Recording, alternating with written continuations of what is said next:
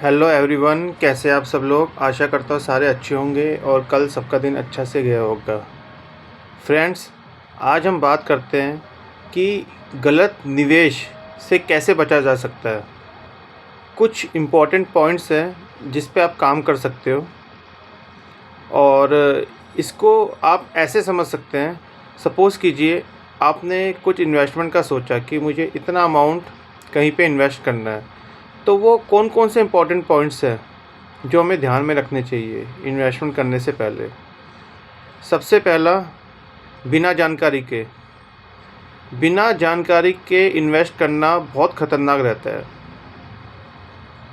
कोई फ्रेंड है, उसने बोला आपको कि भाई यहाँ पे इतना रिटर्न मिल रहा है और मेरा तो इतना हो गया, तो तू भी लगा ले, तेरा भी हो जाएगा। तो इन चीज़ों से खासकर बचे। देखिए, अगर सामने वाले का रिटर्न इतना अच्छा आ गया तो हो सकता है उसने रिसर्च करी हो, उसने पढ़ा हो, बहुत सारी चीज़ें करी हो।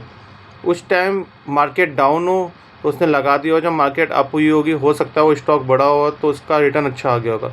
लेकिन ये ज़रूरी नहीं है कि जो चीज़ उसके साथ हुई है वो चीज़ आपके साथ ही होगी। हो सकता है आपने लगाया, मार्केट डाउन चलेगी, वो स्टॉक भी डाउन डाउन जा सकता है। तो बिना जानकारी के, बिना पढ़े, बिना लर्निंग के मत लगाना पैसा। दूसरा, अपना रिस्क सबसे पहले देखना।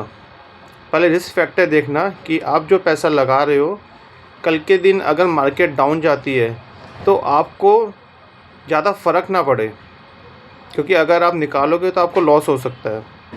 तो अपना रिस्क फैक्टर देख के ही इन्वेस्ट करना। तीसरा फैक्टर है, जब आप इन्वेस्ट करो तो आपको ये पता होना चाहिए जहाँ पे आप पैसा लगा रहे हो वो एक ऑथराइज्ड, या फिर आप बोल सकते हैं कि रजिस्टर्ड संस्था हो या कोई रजिस्टर्ड बंदा हो।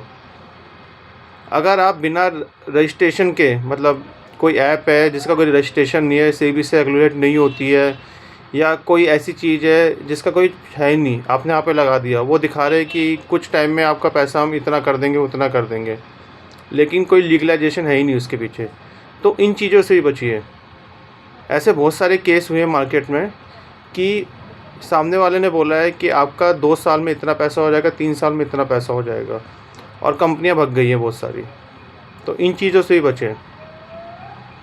तो मेन पॉइंट्स यही हैं। आप पढ़ भी सकते हैं, ऑनलाइन बहुत सारे प्लेटफॉर्म है जहाँ आपको पता लग जाएगा कि और क्या क्या चीज़ें हैं जहाँ पे आपको बचना चाहिए गलत इन्वेस्टमेंट से। और हमारे साथ जुड़े रहिए, इन्वेस्टमेंट और इंश्योरेंस रिलेटेड और चीज़ें मैं आपको बताते रहूँगा और पूरी कोशिश करूँगा कि आपकी हेल्प हो पाए। Thank you.